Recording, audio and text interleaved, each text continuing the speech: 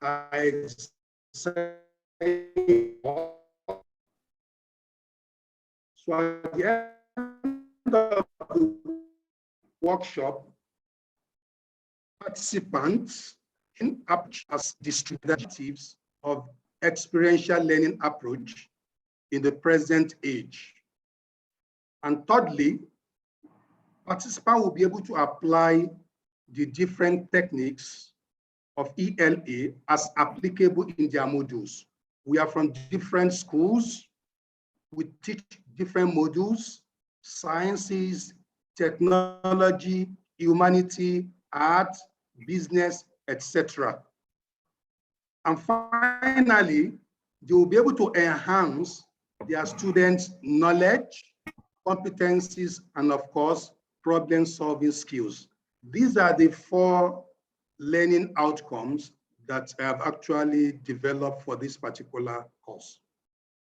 So with regards to the structure of presentation, this particular presentation is going to be discussed under 3 thematic segments. The first one is the theoretical issues that embed experiential learning approach. The second segment is discussion of experiential learning approach, the techniques. There are so many techniques. And finally, there will be short classroom activities just to let us have a taste of what experiential learning is in the field of entrepreneurship. So with regards to the first segment, I'll discuss the theoretical issues that provide foundation or underpinning for ELA. And because we want to enrich the learning community called University Brunei Darussalam, so I stated in my preamble that the mission of UBD is to empower future-ready leaders through innovative education and enterprising research, driven by national aspirations and guided by the value of Malay Islamic monarchy. So looking at this particular mission vividly, I stated that the mission can sustainably be driven by experiential learning approach if adopted and applied across all modules. Because entrepreneurship itself is not a custodian of this particular tool. It was borrowed from eclectic discipline, from education, from management, from sociology, different disciplines. So we can actually apply it, we can adopt it, we can adapt it to our module.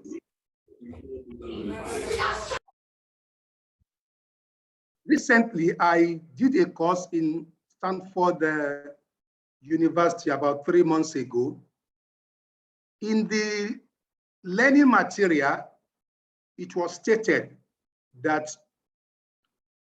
graduates globally, especially in developed countries, they have different mindsets about education. So we need to make education delivery more flexible and pragmatic.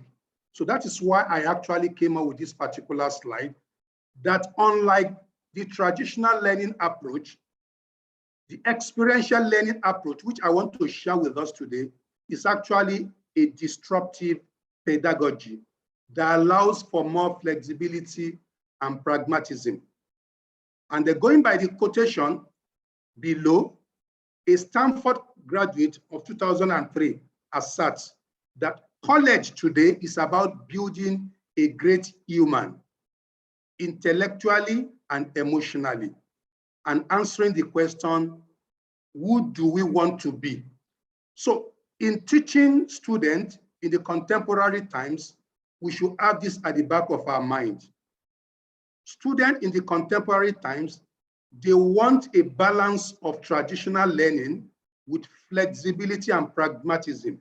And that's why some of the disruptive pedagogies that educationists have invented today include paced learning, action learning, experiential learning, purpose learning, peer-to-peer learning, project-based learning, and mentoring learning approach. Because we have different learners with different aspiration and also with different focus. So we need to have this at the back of our mind. Furthermore, in the theoretical underpinning, I developed a slide to make a comparison between the traditional learning approach, which is the primary. We cannot throw away traditional learning. It is the first, and it will continue to be the first. But it is not enough to actually deliver the deliverables we want to give our students. Traditional learning is mostly teacher-centered. A teacher will enter the classroom with probably marker and will start discussing, because teacher is a custodian of knowledge. So that is why it's a teacher-centered approach. Whereas experiential learning is fully student-centered. The teacher is only the facilitator. He will introduce the issue and the student will take it from there. Learning outcomes under the traditional learning approach are based on fixed scoring system. We are much interested, in achieving our scoring system, our rubrics. Whereas experiential learning outcome are competency-based.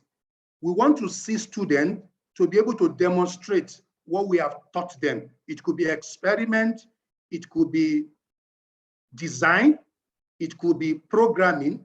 We want to see them demonstrate that particular competence.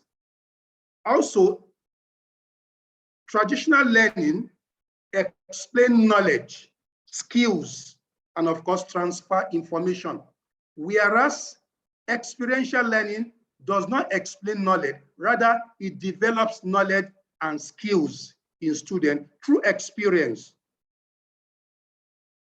Traditional learning has fixed structure and has high degree of facilitation by teacher, whereas ELA is flexible with minimal facilitation. And that is why the teacher using ELA are referred to as facilitators, coaches, or mentors.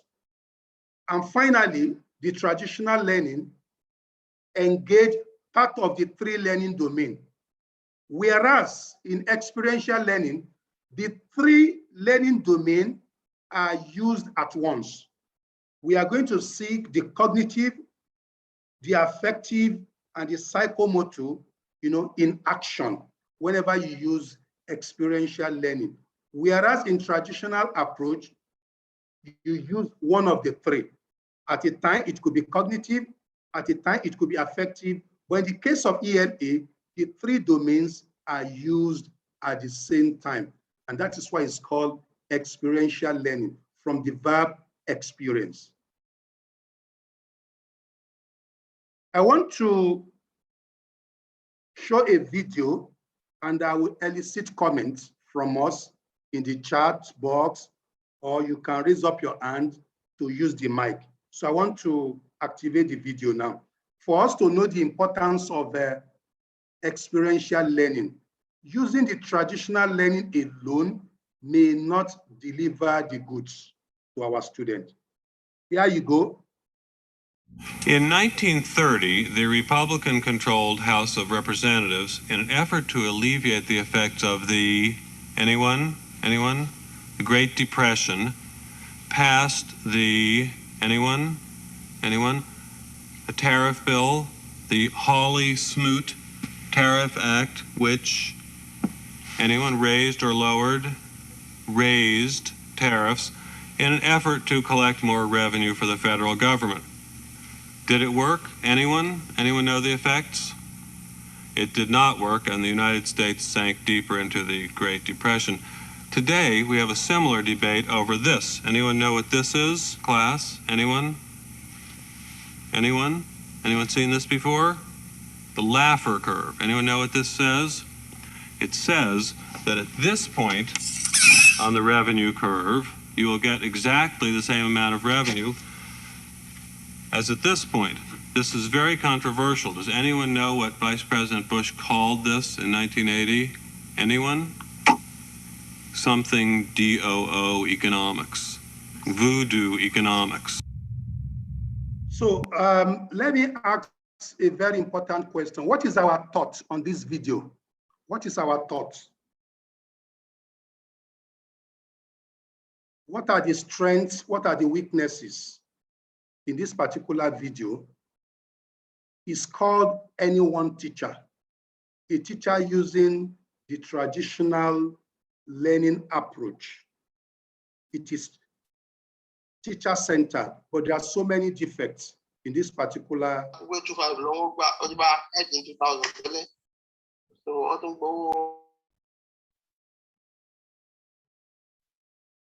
More towards teacher-centered and does not give much time for students to think before. Exactly, that is number one. And there are so many fundamental issues also with this particular approach.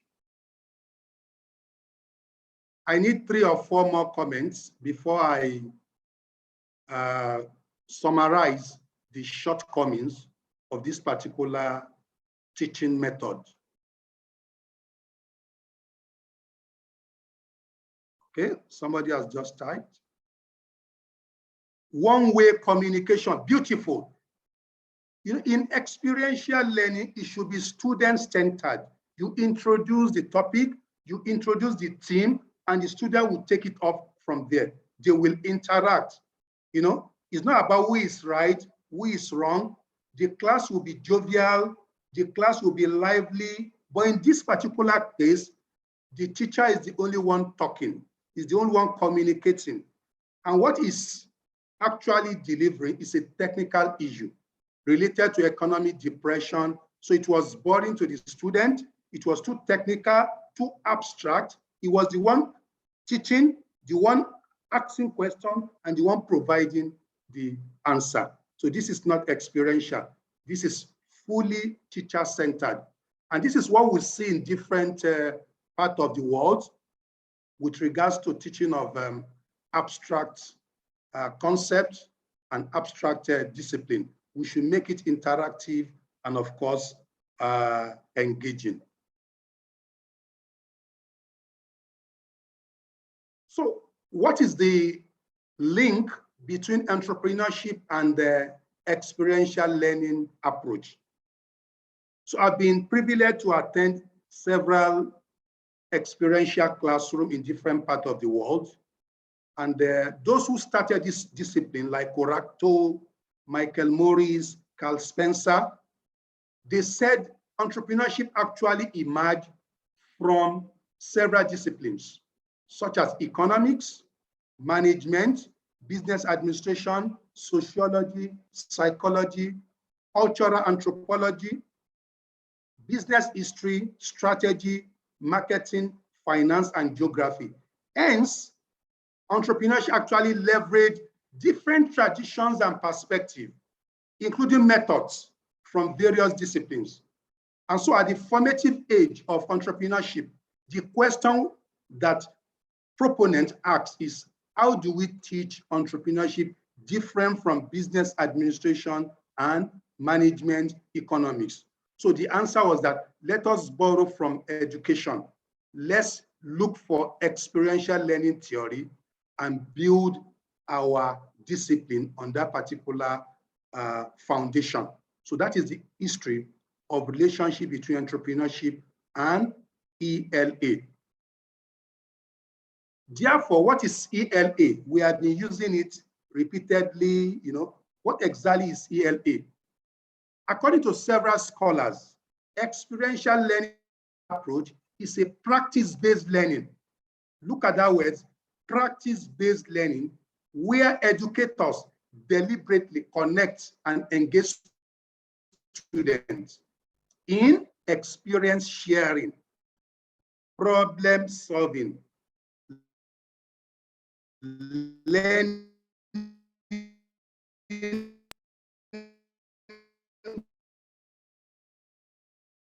by doing.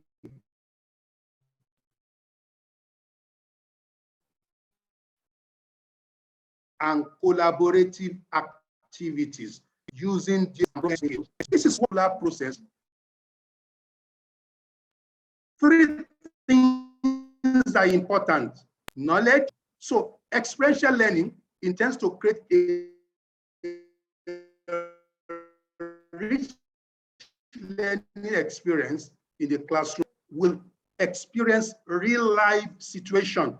It may not be perfect real life, but something close to real life. The class will be lively, the class will not be dull, and the student will collaborate in learning. So LA is not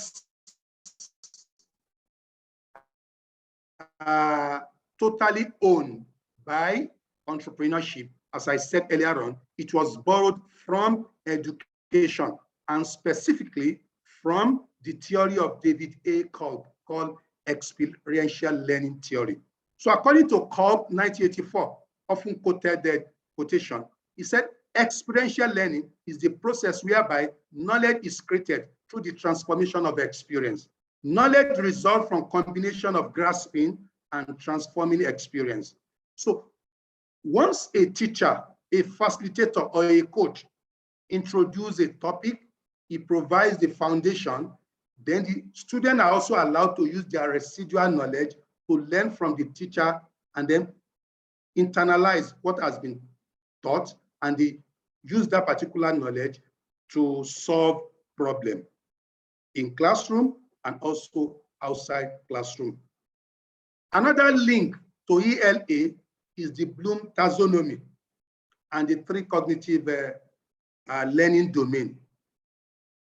There are three domains of learning: the cognitive, which is called the knowledge-based domain; the affective domain, which is called the emotion-based domain; and the psychomotor domain, which is called the action-based domain. So if you teach students in the class, you are expected to dish out knowledge. They are expected to be able to think outside the box.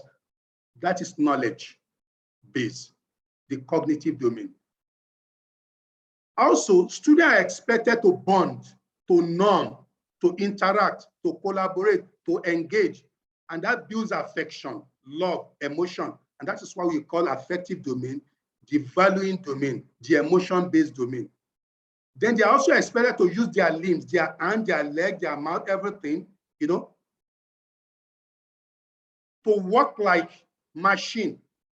That is the action-based domain, the psychomotor, the doing, the learning by doing. In the video we watched earlier on, the student sat down and they were just listening. They were not using their limbs. They were not active. So the psychomotor domain has actually been killed. The students are not bonding. They are not interacting. The affective domain has actually been killed. The only domain that was active was the cognitive. And even the cognitives, if you measure the retention, the understanding is almost near zero, but the students were actually bored. So therefore, experiential learning is built on some of these fundamentals. And some of the legends, those who have taught in university context, researcher, outstanding, people, Nobel laureate, they also affirm that the only source of knowledge is experience. That's Albert Einstein. Then in the realm of philosophy too, this is also an often quoted quotation of Confucius. He said, I hear and I forget. I see and I remember. I do and I understand. I hear is active learning and I forget. Because it is cognitive, there is tendency for you to forget. But I see and I remember. If you perform experiments, you mix chemicals together and students view it, they see, they perceive it, there's high tendency they will remember. And if you engage them in the psychomotor using hand, limbs, demonstration, experimentation, group project, there is tendency for them to understand better. This is from a legend, Confucius, which actually supports our argument. Let's now look at why is ELA a front burner issue now. I attended the Experiential Classroom 20 recently, and they said virtually all universities in the world, they are coming back to ELA. Why? These are the reasons, which I want UBD and the professors also to actually appreciate. The first one, learners' demographics are changing, and that requires diverse learning experience beyond the traditional learning. Some are working and they are learning. Some are old, 60 years, they are still learning. So the way they will learn will be different. So we need to acknowledge this particular fact that we need to design flexible, pragmatic method of learning. Two, university lecturers are becoming more facilitators, coach, and mentors than teachers. And the reason for that is also explained, because you have so many online platforms where materials have been developed. Students can watch video in 30 minutes and understand exactly what you want to teach, in the semester. At least peripheral knowledge. So we are more facilitators, coaches, and mentors. Research has shown that non-experiential learning leads to lower retention rate. If you use only teacher-centered approach, the retention rate will be very, very low. Also, distant learning, online, open university are springing up, and they are all using experiential learning, flipped lecture, videos, case study, and so on and so forth. Universities are divesting from teaching to research and community outreach. There are some universities, they focus research and community services. They get grants and they use that particular grants to turn knowledge into reality. So the issue of teaching is, given less attention in some university. And finally, most of the things we teach in class, they already exist as open educational resources in Commonwealth of Knowledge, in MIT, in Harvard. So they are available already. What's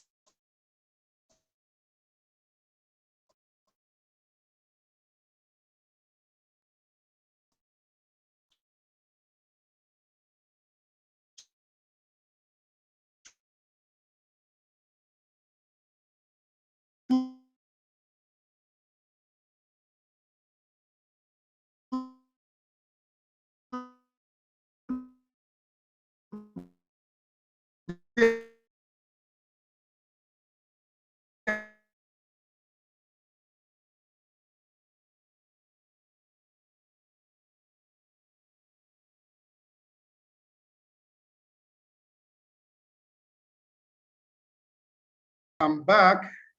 I think there is a network disruption here. Can you hear me clearly? Yes, Doctor. Okay, so let me quickly go to this is the learning pyramid, which is self-explanatory. Learning pyramid is trying to draw a correlation between what we teach and retention rates. So the various teaching methods are lecture, which is very common, reading, audio-visual, demonstration, discussion, practice by doing, then teach others. Interestingly, lecture that we all focus, the teacher-centered approach, with regards to retention is just 5%. All our 2 hours without experiential, ingredients attached will only fetch students 5% retention. When students read on their own, they will get 10%. But when they watch video, they listen to audio, it is even higher than reading and lecturing, which is 20%. And demonstration, maybe the use of laboratory experimentation workshop, will provide them 30% retention rates.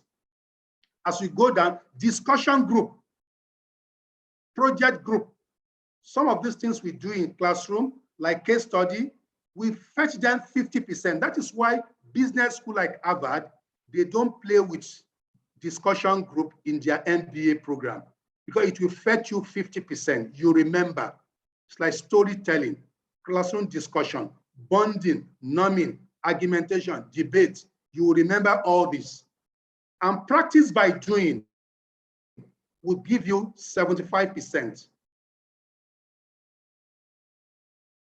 And finally, when students teach one another certain concept, they learn more, and that is 90%. If you know certain concept in mathematics and you teach your peers, there is tendency you remember what you have taught others under examination condition. So this is the power of a learning pyramid. So all these arguments, Bloom taxonomy, Kolb experiential learning theory, and the learning pyramid provide foundation for what we call experiential learning approach. And what are the benefits if you use it? Because we want to call us not to abandon TLA. TLA is number one, but TLA enough alone cannot do the job. It needs to be strengthened with ELA. So what are the benefits of ELA? Number one, ELA balance content and process.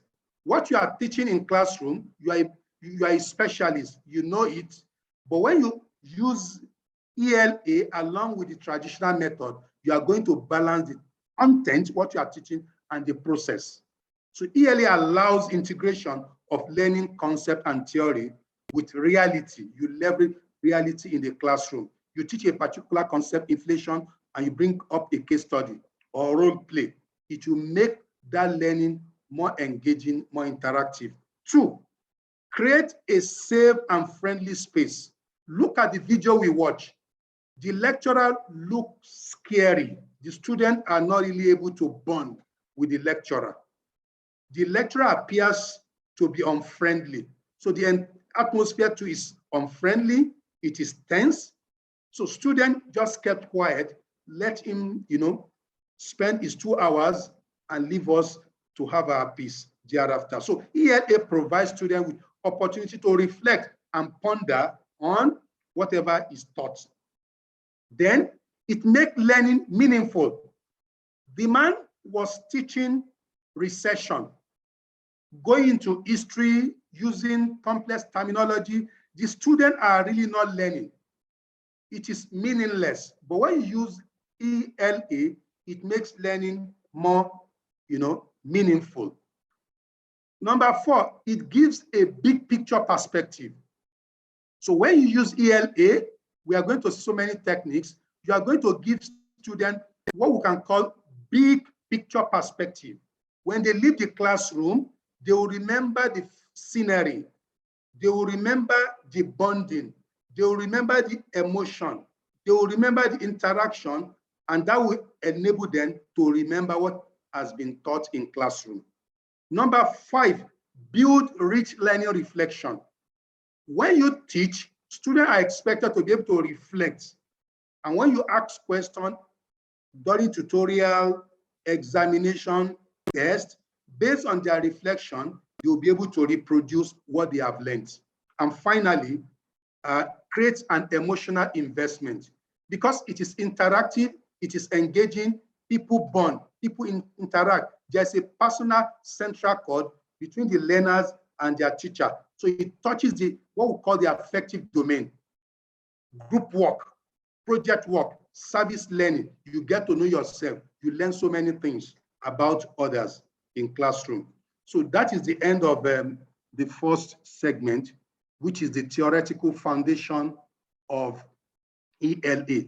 That is how we are taught in experiential classroom. The second one, having understood the foundation, what are the techniques? What are the techniques?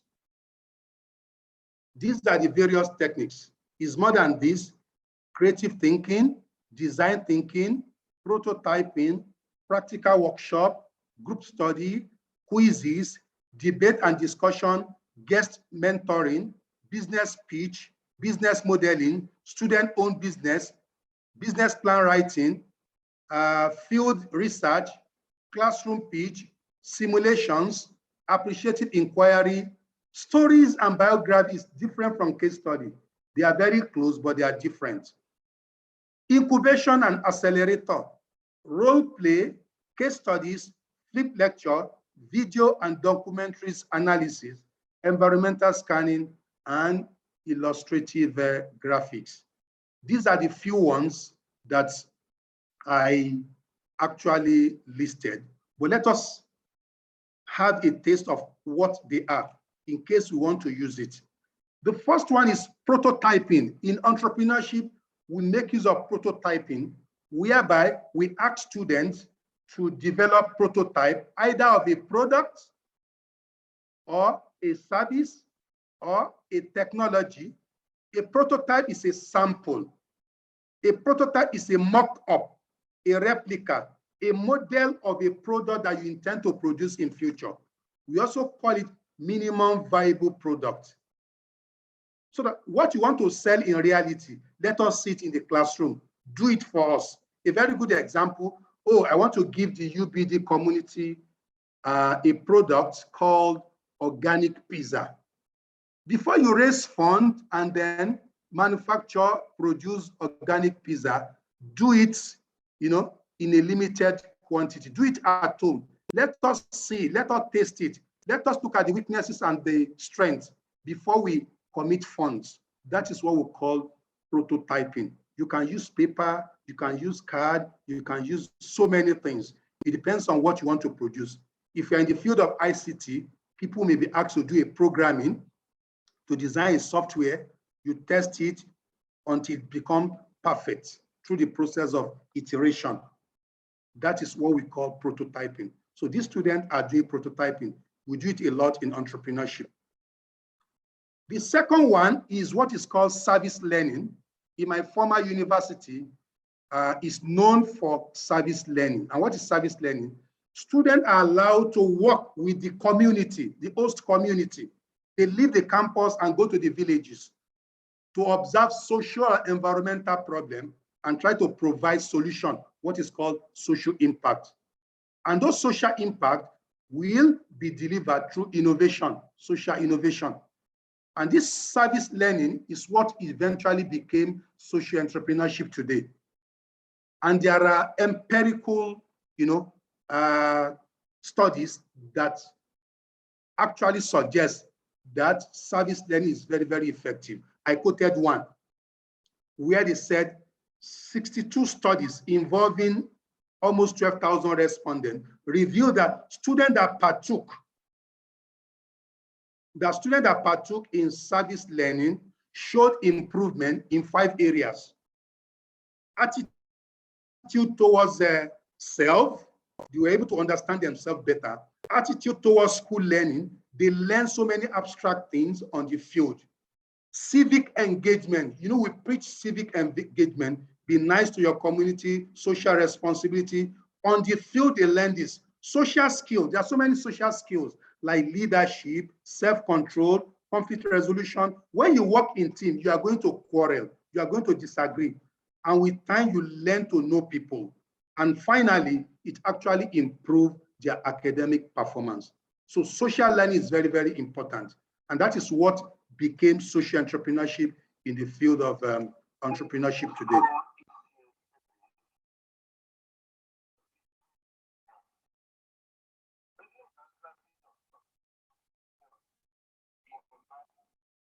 So, sorry for that.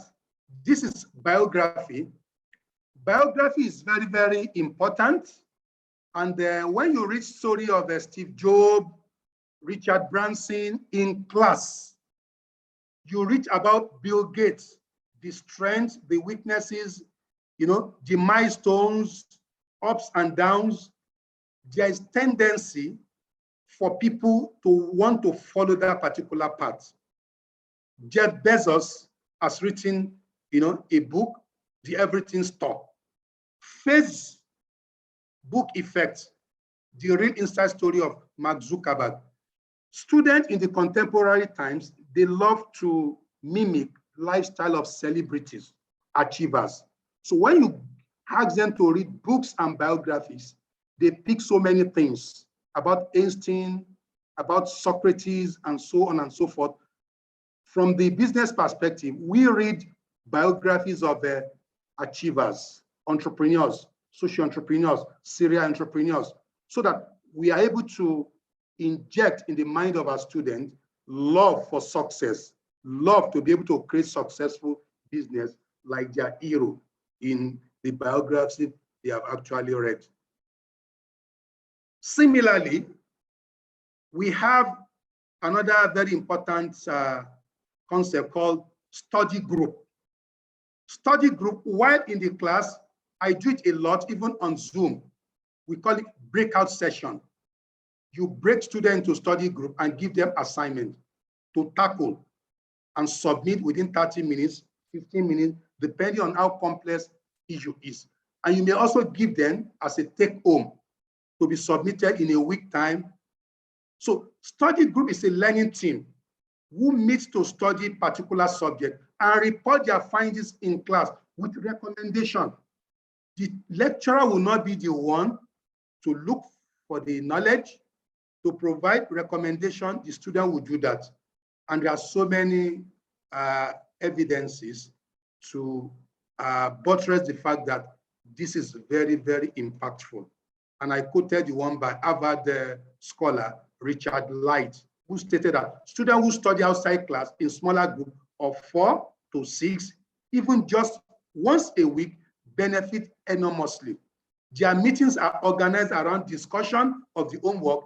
They are far more engaged and far better prepared, and they learn significantly more, end of quote.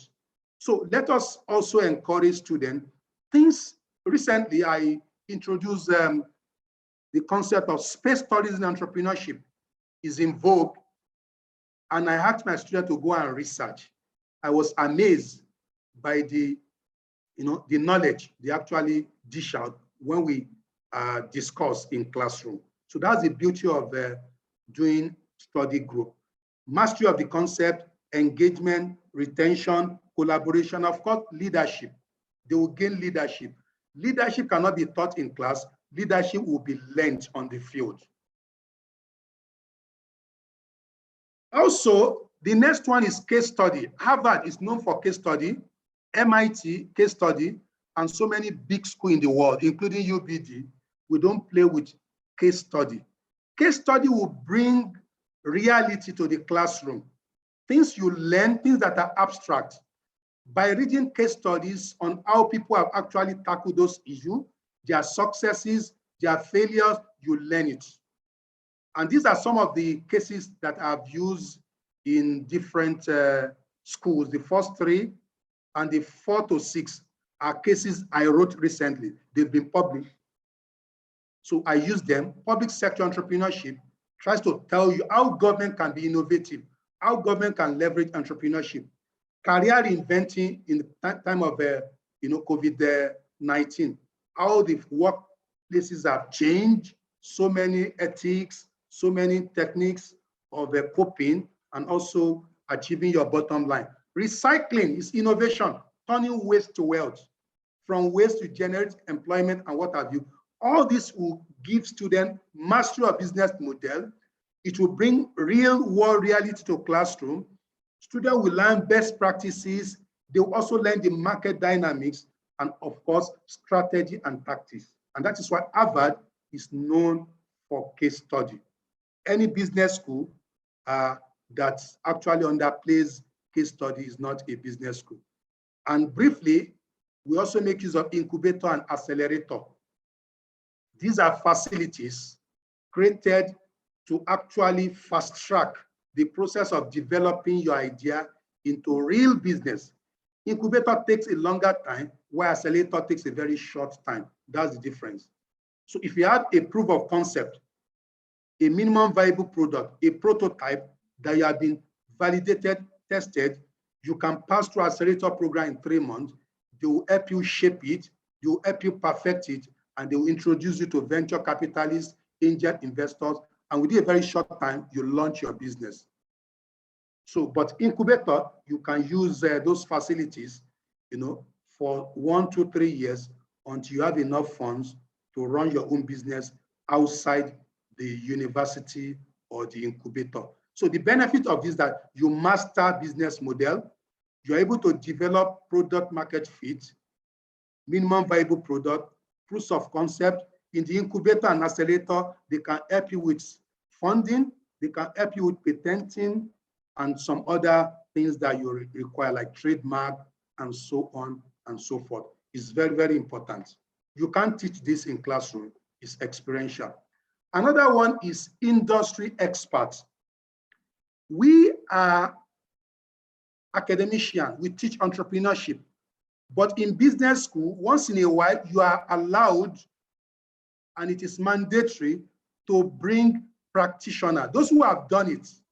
So last week, we brought an entrepreneur, a juggernaut in Brunei, and that is Tuan Musa Adnin.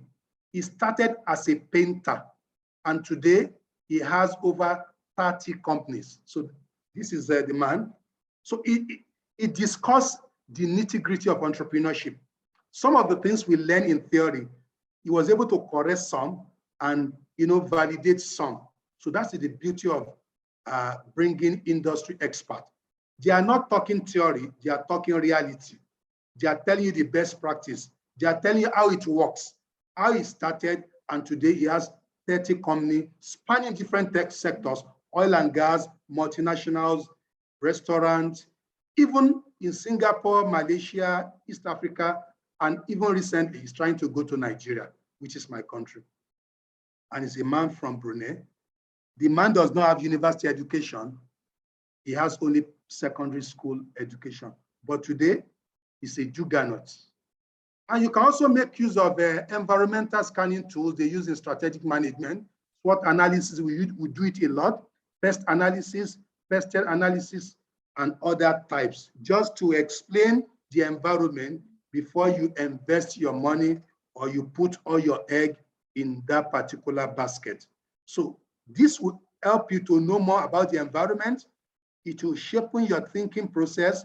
It will enhance your reporting ability, and of course, ability to communicate your findings to people. And more importantly, student business venturing. When you teach entrepreneurship, students should practice it on campus. This is what is called ENT201, Entrepreneurial Field Experience. Every semester, 2 businesses are floated on campus in my former institution. But in UBD, in year 4, students are expected to pass through a course called BN4203, where they are going to develop a capstone project.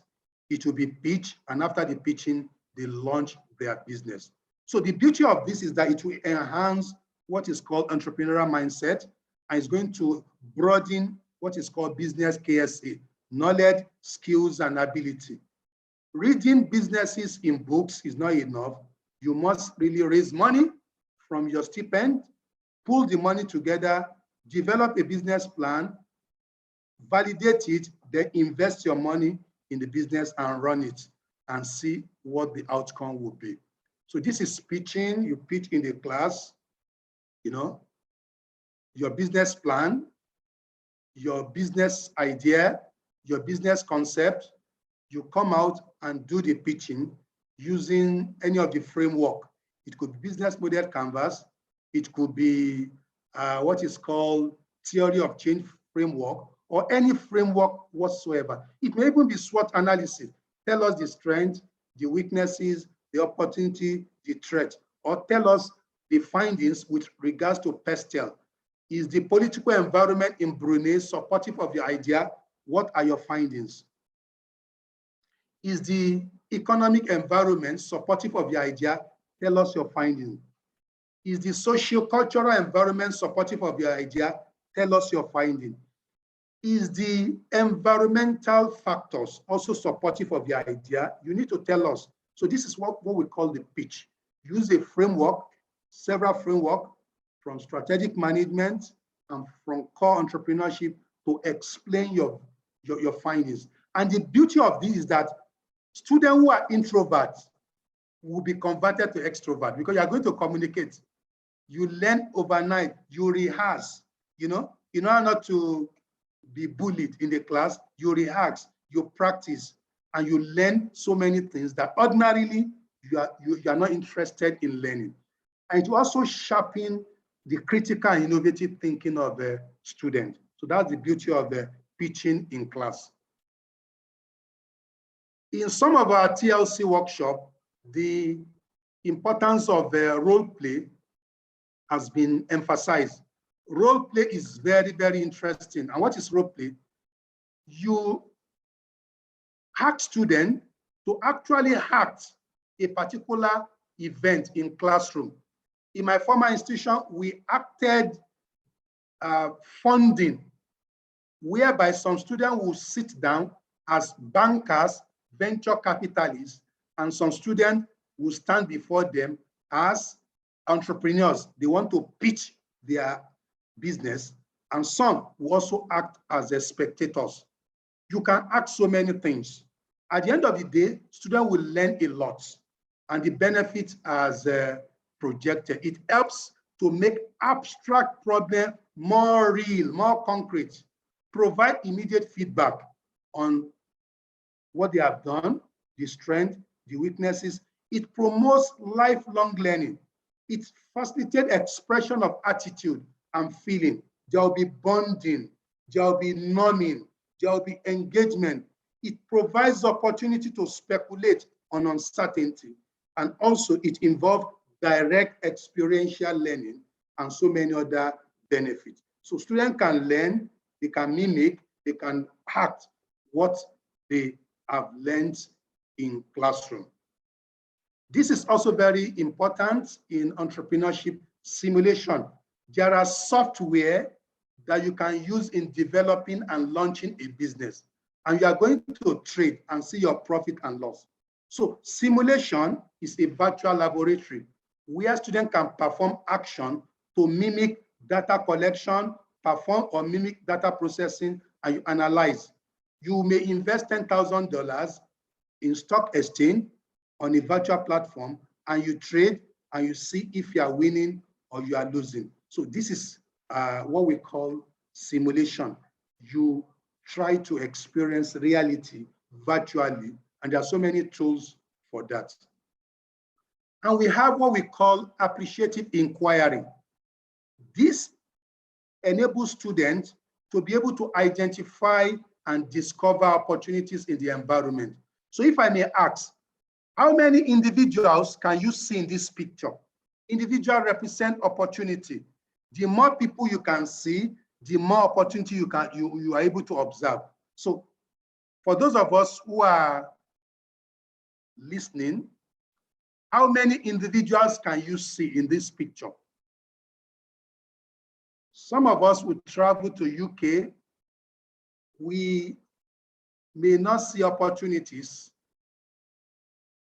but some will see, you can see variations, some 7, some 5, some 3. So this will develop your cognitive skills, ability to see beyond the ordinary. Some are hasty in their quest to search the environment. Some are patient, and because they are patient, they are vigilant, they are able to see more. And this is based on theory of the entrepreneurship called theory of alertness, vigilance, and smartness. So to be able to detect opportunity, you must be alert. To be able to detect opportunity and create opportunity, you must be smart. To be able to tap opportunity, you must be vigilant. So somebody saw it. So apart from human beings, what other objects can you see? What other object can you see in this particular thing? What object can you see apart from this?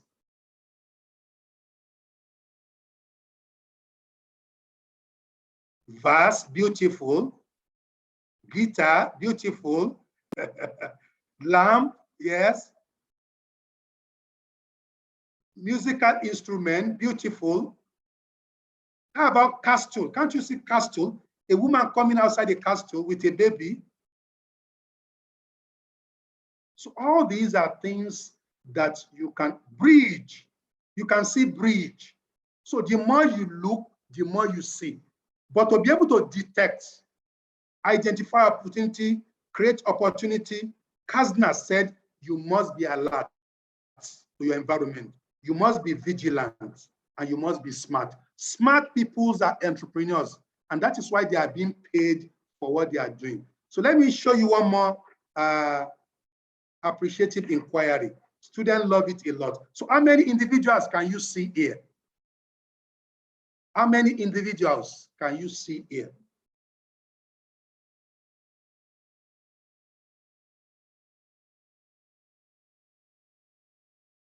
How many individuals? Somebody said 3, somebody said 4, 3, even somebody said 9. Wow, that's beautiful. So it shows that we have different cognitive potentials. We can think differently and we can see differently. So the power of this is that it will aid opportunity identification. We also use debates in entrepreneurship. Isaac Newton, Bill Gates. The question is, these are achievers in different periods. So what is the difference between these two gentlemen? Anybody?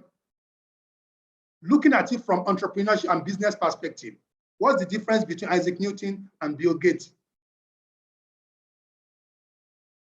This is a debate from business perspective. Both are achievers.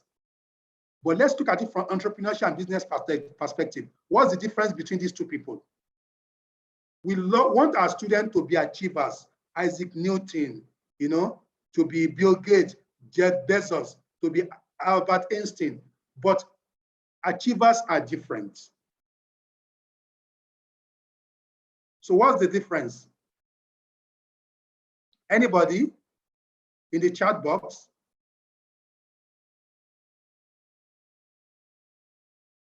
Isaac Newton is a scientist, yeah? Not millionaire, beautiful, not millionaire.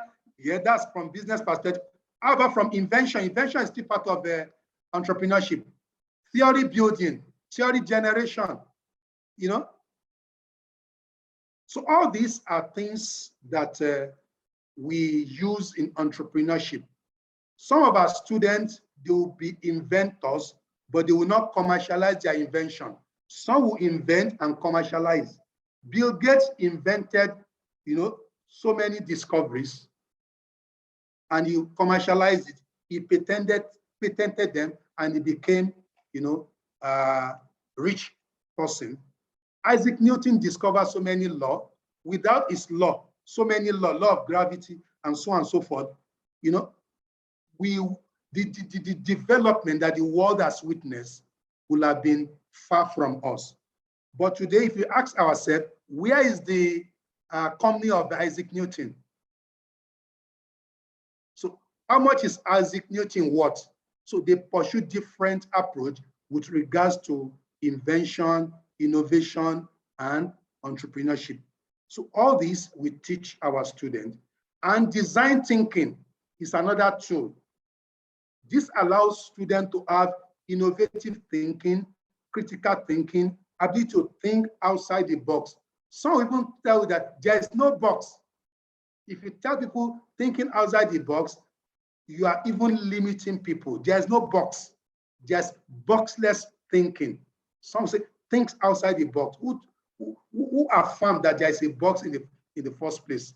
So in design thinking, when we see problem, social problem, cultural problem, environmental problem, and we want to turn that problem to solution, to business solution, we use design thinking.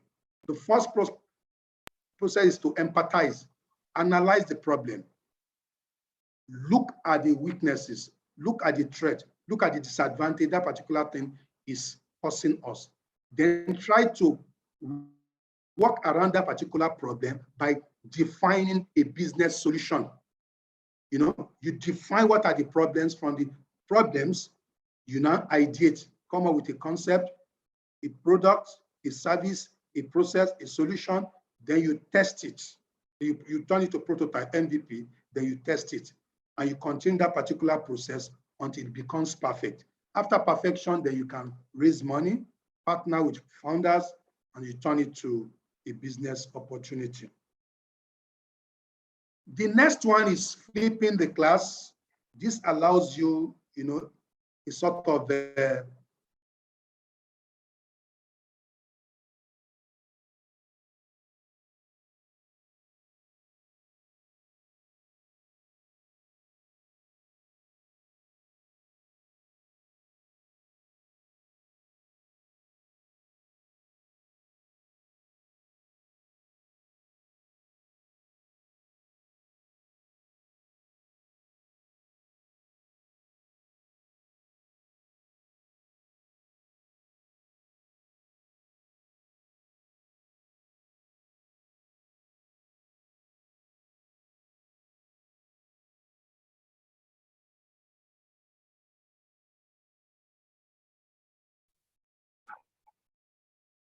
okay. Okay, this is I'm back. So we also use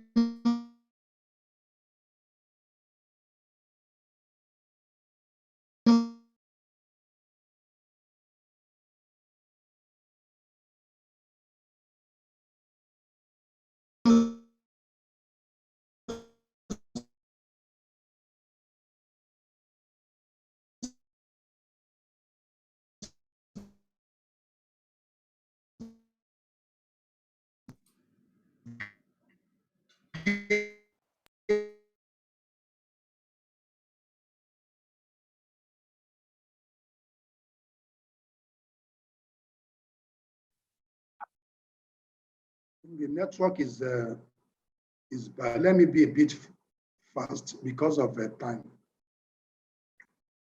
So this is video. People can watch video, not only watching entrepreneurship. At the end of the video, they will do analysis, critical analysis and discussion. There's what we call takeaways. What are the takeaways from the video? Relating it to business and so on and so forth. There's also picture analysis in entrepreneurship. For instance, what sense do you make of this picture? Anybody? There's a picture on the website of Apple computers. The picture actually showed the young ones seated with an elderly person.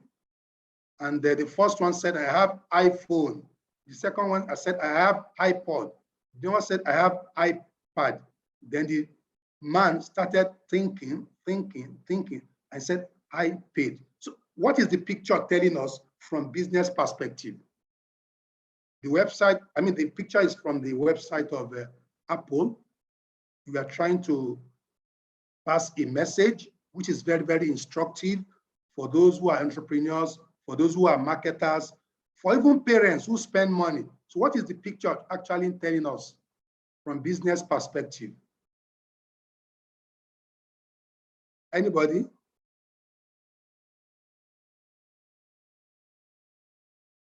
Everything is I. Okay, somebody just typed. Technology literate family and love to get latest product of Apple. Beautiful. This is one side of the story. This is one side of the story. For the first 3 years, technology, but the father said I paid. I paid is not a technology, but that statement is instructive from business angle. iPhone, iPod, iPad, but the dad said I paid. So what message are we trying to pass across, or what meaning can we infer? Somebody has given us a very beautiful one. So also from entrepreneurship perspective, Apple has invented, different technologies that actually satisfy the needs, tastes, and preferences of the young ones. iPhone, they love it. iPod, they love it. iPad, they love it. Market target specific customer, beautiful. You target the young ones. The young ones are the consumers, while the parent is the customer, the person who pays the customer. They will enjoy those technology, but the man who is the father will pay eventually. So he said, I paid. They will enjoy iPhone, they will enjoy iPod, they will enjoy iPad from my little salary. Wow. I'll be the one to pay. That is one argument. Another argument is that the young ones are enjoying technology and they are seated, but somebody who is an old man who is of the old school, say, wow, Apple is really making money. So the concept of I, it pays to really invent technology like iPhone, iPod, iPad. So it means it pays to invent I. Very soon, iTunes, this, that. So that is to tell you that entrepreneurship is a very, very lucrative endeavor for the business, but some people will end up paying for that, while some people will enjoy the service. This is a picture analysis. And finally, you have creative thinking, things like abstract thinking, attribute listing, brainstorming, challenge the usual, lateral thinking, mind mapping, reverse planning, visioning, and so on and so forth. So we are done with the second segment. So we are going to the final segment, which is the classroom activity. So the classroom activity is normally given to bond the students, to actually engage them in the 3 domains, to make the class lively, and to also pass across the knowledge. So the first activity we are going to do, probably for 3 to 4 minutes, I'll give you time, is what is called opportunity discovery ability. Entrepreneurship is about creativity, innovation, proactiveness, risk-taking, opportunity identification, opportunity creation. So we want to see how many opportunities we can identify. So each participant is requested to identify at least 10 animals from the picture. So type it, 10 animals you can identify. Type it in the chat box. The benefit of this is that it will make you to be alert, vigilant, smart, critical, and also to be able to think outside the box. So what are your answers? Are you good at opportunity identification? If the answer is in the affirmative, then write 10 animals you can identify. Some are obvious, some are not obvious, but if you look critically, if you are patient, if you are alert, you see so many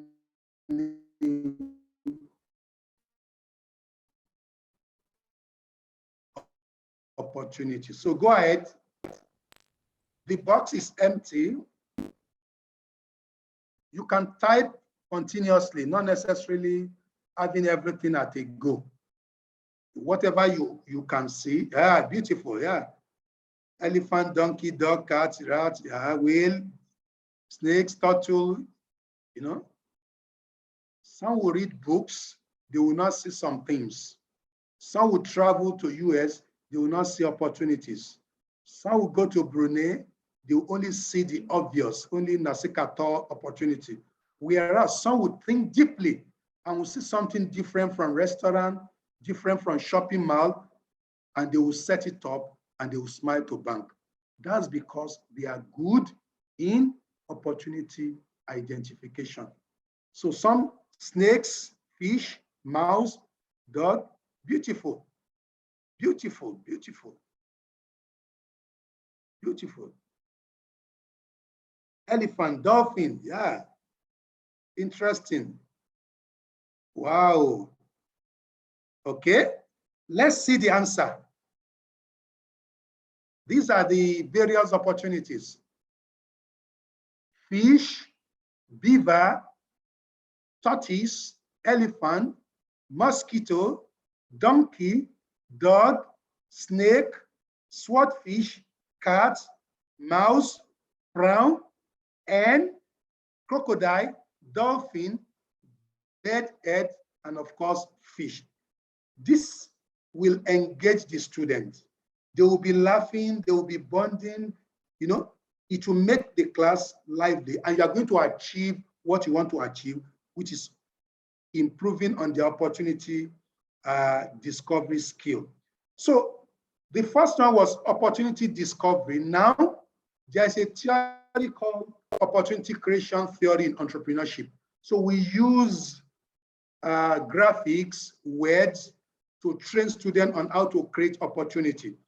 Many years ago, nobody had thought that so many products will be created from waste materials. But because some people engage in critical thinking, you know, design thinking, systematic thinking, they were able to create wealth out of waste. And today they are solving social problems. So another activity is, are you good at opportunity creation? If the answer is yes, each participant is requested to create 10 business-related words, not just any word. I don't want on, I don't want in, something related to business or concept that relates to business, either business-related words or concept that you can actually retool to match business world. For instance, I can see from that word, Rome. Rome is a city. People travel to Rome for pilgrimage. It is tourism, it's business. It is also religious activity. So I want something like that. 10. So let's start populating the chat box. Commission, beautiful. Commission. Coins, excellent. Coins, you need coins for transaction. Brilliant. Remission, beautiful. You commission, you remit, you know, whatever you collect on behalf of government, maybe in toll gates. You know, there are so many things that we have not even covered. So many.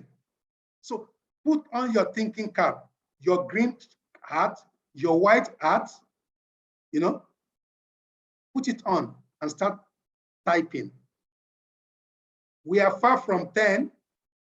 We have only produced only 3, and there are so many. Micro, yeah, there are so many microorganisms, microeconomics, microcomputers, microchips. So the word micro is acceptable, yeah. Those of you in technology, you make use of the iron. I can see iron. I can see ore, iron ore or iron. They are present, so many beautiful things.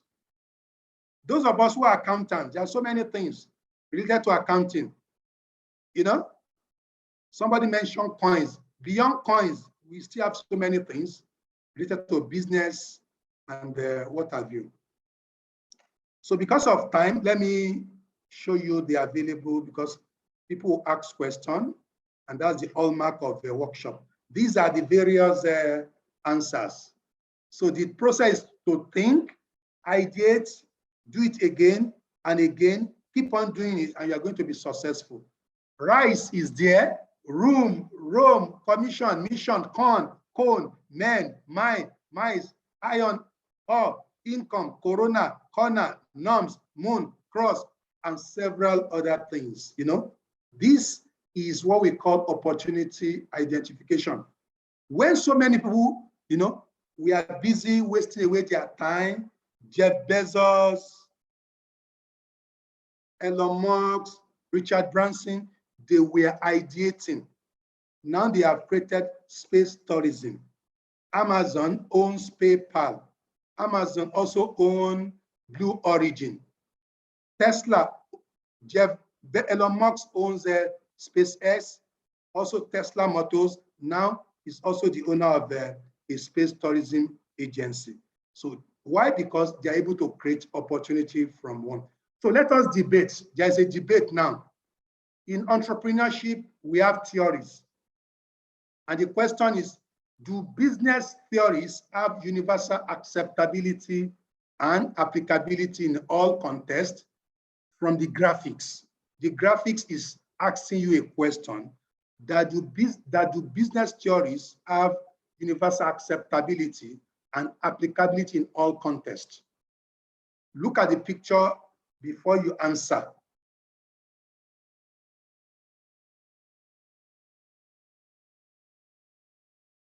So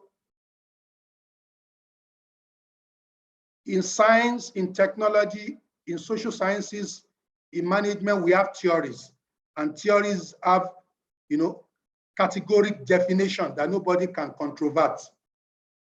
But with regards to acceptability and applicability, we want to debate that based on the graphics we are actually watching.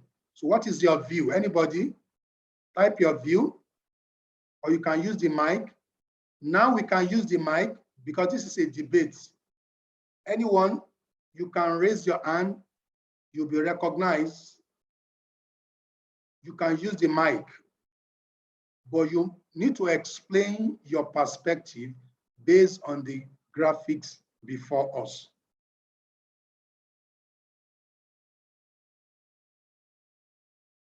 Anyone?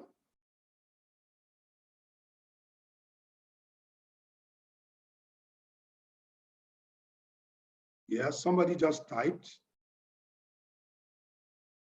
Yeah, no is not really adequate. We want a statement. If you say yes or no, which one are you saying yes to? Is it the acceptability of theory or applicability of theory? There are two things. Definition of theory is universal. And when we say something is a theory, it is a statement of fact. But the question is, do they have universal acceptability and do they have universal applicability? Which one do you support based on the graphics? Anybody? We have scientists here. Theory in US is theory in Brunei. But when it comes to application, is it the same? Beautiful. With regards to application, no. You do a sort of adaptation. You adapt it to your own situation. Another response, look worry but safe, not accept but applicable. Look worry but safe, not accept. Okay? Not very clear, but meaningful. If you look at that particular graphics, two individuals are doing the same thing. You are teaching students in classroom, sit down on the branches, take your saw blade, the way the saw is used, top will stay, bottom will fall. So the two individuals are applying theory. Said, sit on the branches. If you go to the lab, they will give you manual. Said, sit down on the table, put chemical in the test tube, add a particular substance, turn it. They are doing the same thing here, but the context differ. So if you are giving theory in US and you want to use the same theory in Brunei, theory is theory. It has universal acceptability, but not universal applicability. Your context differ. Norms, regulation, context, and so many things. If you apply theory the way you read within your own context, the tendency is for that theory to fail. It is not the theory that fails, but the context does not allow that particular theory to actually work. So the other person who cuts part of the branches will be safe, but the other gentleman by the right side will fall down with the branches because he refused to actually adapt and apply that particular theory to fit his own context. So all these are things we use in, so this is the answer. Theory has universal acceptability, but does not have universal applicability. China is a Soviet, is a communist enclave. America is a democratic society. Both are progressing in science. Americans own 4G, China owns 5G. They have powerful companies, China also has powerful companies. So culture does not matter, but theory is what matters. Your context, you suit it, you shape it, you retool it to fill your own context. And that is what makes a good entrepreneur. And finally, if you use all these or some of these, what are the impacts? One, it increased motivation and engagement. And we can see that the way all of us actually participate. It engaged most of the senses. We are using our brain, our eyes, our mouth. We are using our emotion, build soft skills, group discussion, pitching, you build soft skills. And these are things that multinationals, big companies are looking for today. It is an approach that actively engages emotion. Lots of brain activation takes place using it, both from the teacher perspective and from the student perspective. ELA is practically increased retention. It is tolerant to making mistakes because trial and error are a natural part of the learning process. It systematically expands critical thinking skill. And finally, it prepares learners for life. So this is what it gives. The 10 best soft skills that people are looking for: analytical, active learning, problem solving, critical thinking, leadership, use of technology, time management, emotional intelligence, work ethics, teamwork. These skills cannot be taught in the class at a go. They are taught incrementally. You acquire them from ELA, not from the traditional teaching. So after this particular presentation, yeah.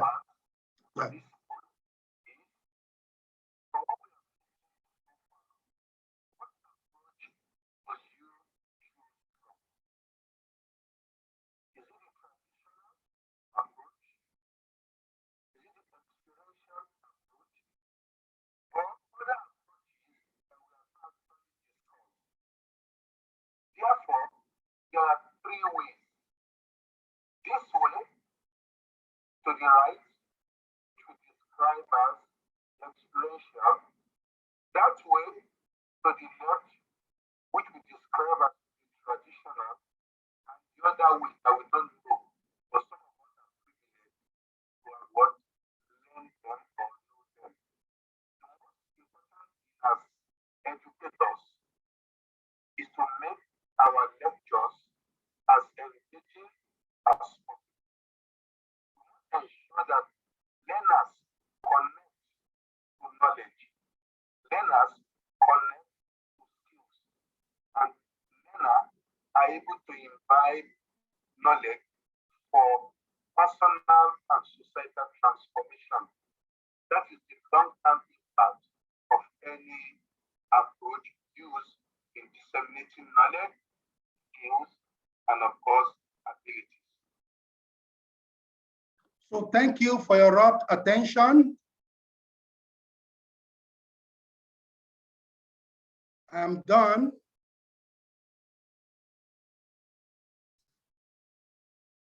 Thank you, Dr. Lukman. Now we'd like to invite the participants. If you do have any questions, please unmute yourself and ask any questions for Dr. Lukman.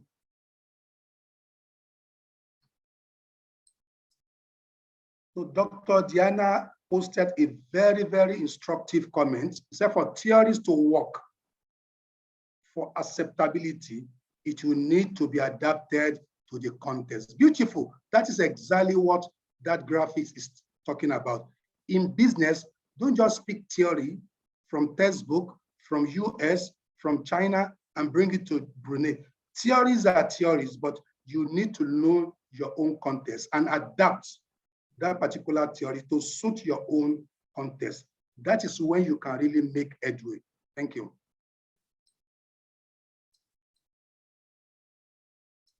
So questions? The floor is open.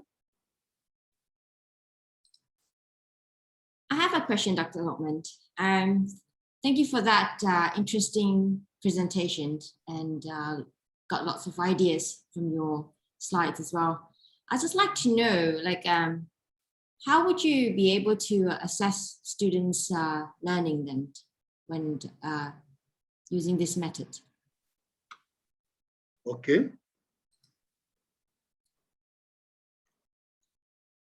With regards to assessment, for instance, if you teach business model, if business modeling is part of the topic to be taught in a semester.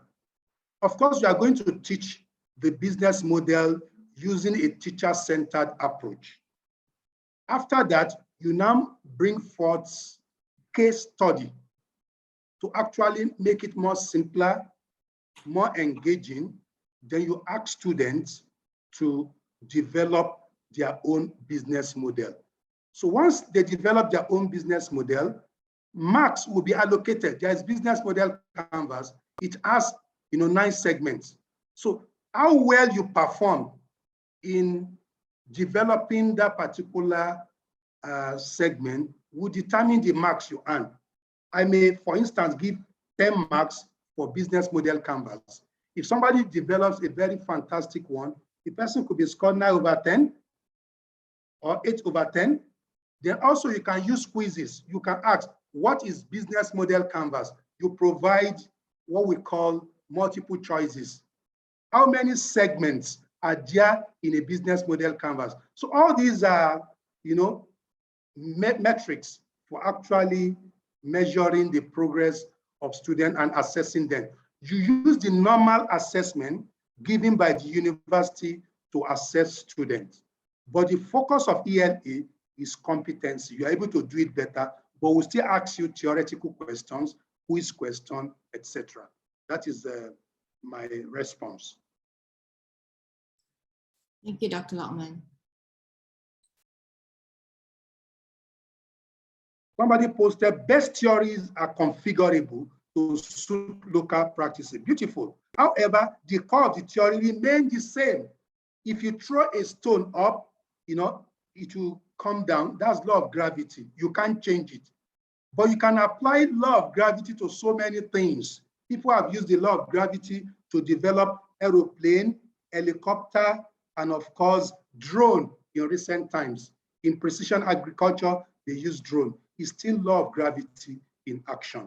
So, but you adapt it to fit different contexts. Yeah. More questions? We still have more time.